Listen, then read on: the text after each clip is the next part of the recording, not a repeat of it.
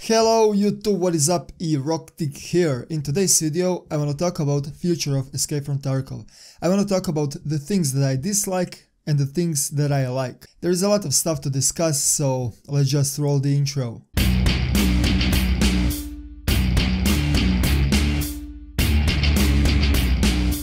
The first thing that I want to talk about is the PMC and the Scav uniforms. There is a rumor that they are gonna add the different colors of the armbands in the game, like every faction is gonna have the different color on the armband. This plan is quite nice, but I think that changing the color of the uniforms will be a much better idea. In the Escape from Tarkov, the trigger finger is really important and you need to kill the enemy as soon as possible, just because of that too fast time to kill. And in a lot of situations, it is gonna be hard for you to see the color of the armband just because of the different angles. For example, if the armband is on the right side and you are standing on the left side, you won't be able to see the color.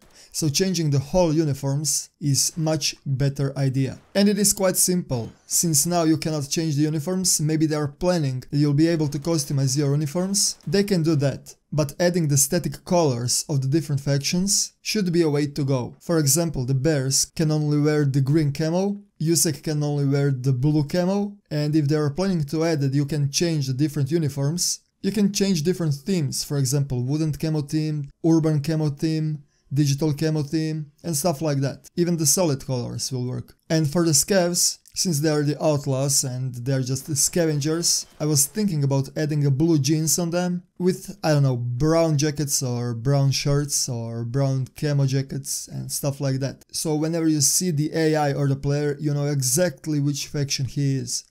Now I wanna talk about the PMC and the Scav spawns. The random spawning time in the first 10 minutes since the raid started is a really good way, just because it is giving a randomness. And spawning the PMCs and the Scavs on the opposite sides of the map, it is also a good idea, and I like that way. But the thing that I dislike is the AI Scav spawn. If you have watched my previous videos, in most cases my goal is to avoid as much Scav as possible, and all the farming rounds are static, every round is the same farming route. When you are playing the same map over and over again, you're gonna learn the Scav spawns, you're gonna learn the Scav patrol routes, you're gonna learn where you can sprint and where you need to be cautious. And I dislike this part, just because it is way too boring. The thing that I wanna see in this game, I'm gonna talk about just costumes, just because this is my favorite map and I played that map over and over again. So when the match starts, usually the first Scav is on the first part of the bridge, the second one or two Scavs are on the opposite side of the bridge, one of those Scavs are patrolling all the way towards the left side, the second Scav spawn is next to the cabin,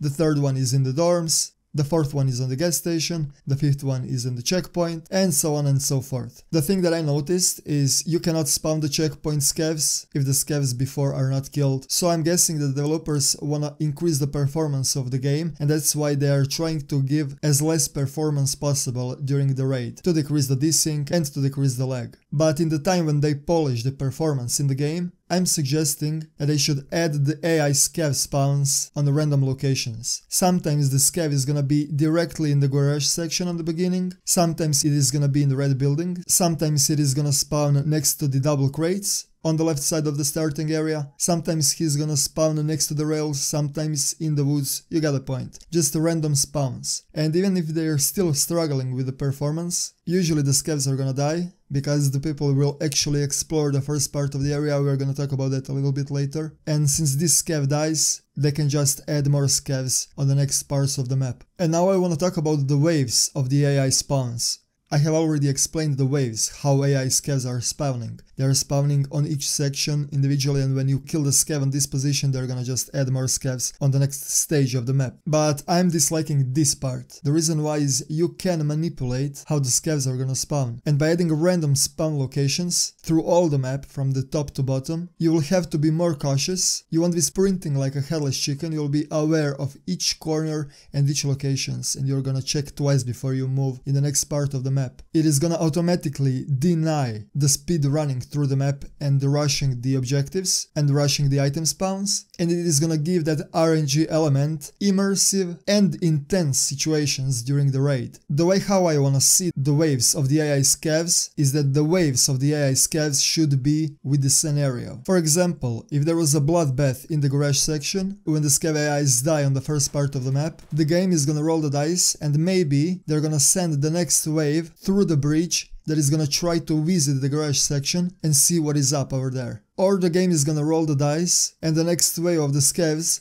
is gonna be sent through the woods and the scavs are gonna go visit some random point of interest. Or the next wave, the game is gonna decide that it is gonna spawn 5 snipers on the rooftops so they can kill you from the distance. Or for example, the game is just roll the dice and it is gonna spawn the wave of scavs that has a lot of grenades on it and they're gonna throw the grenades like crazy. Again, adding this type of the waves is gonna give much more RNG, every raid will be much more interesting and intense. Now I wanna talk about penalty for killing the same faction.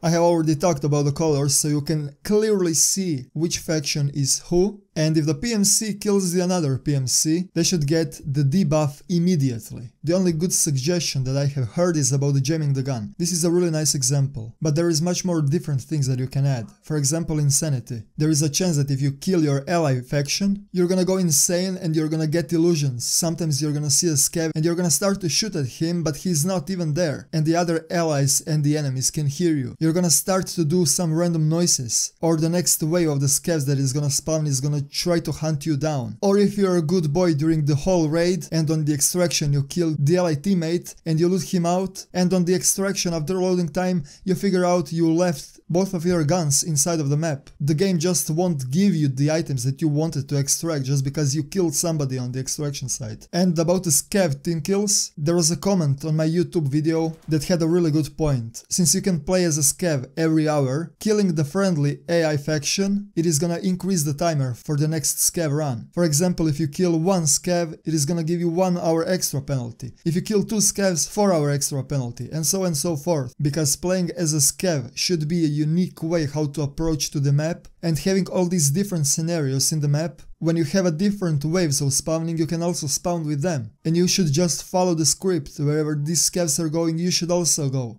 Because right now I'm not even playing as a scav, because there is just no point in playing as a scav. Now I wanna talk about the item spawns. Keys, containers and bags can be static. They can always be on the same place, so you know exactly where they are. But the rare items, for example grizzlies and the weapons, should be on the random location. And what I mean by random location is completely random. Sometimes on the couch next to the dead scav, sometimes in the trunk of one of the cars, sometimes in some random room in the dorms. Just because it is gonna instantly deny the player's knowledge where the weapons are spawning. And it is gonna force the players to explore as much as possible during the raid time. With this system, the developers are gonna save much more servers. There is one more thing that I wanna talk about the item spawns.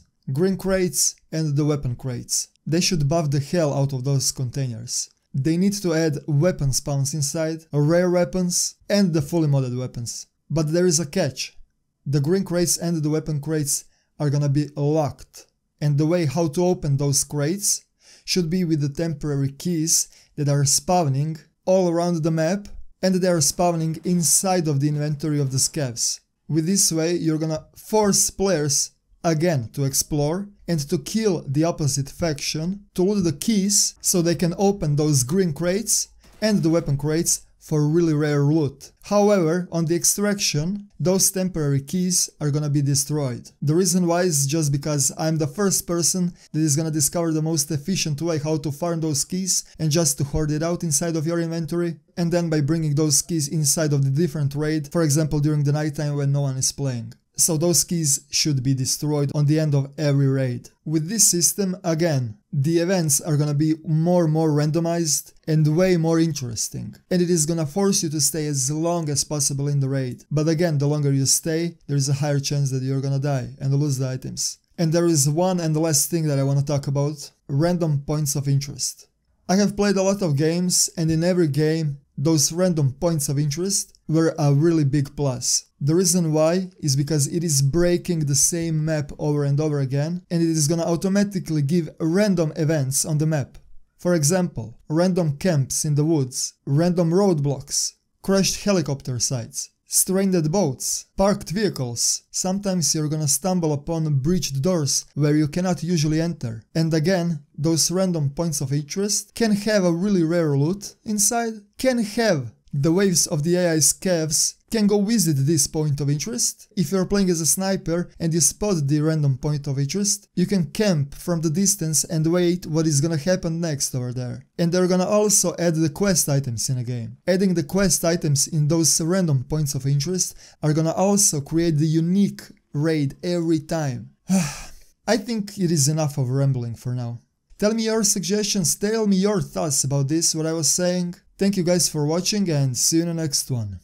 Eroktic out.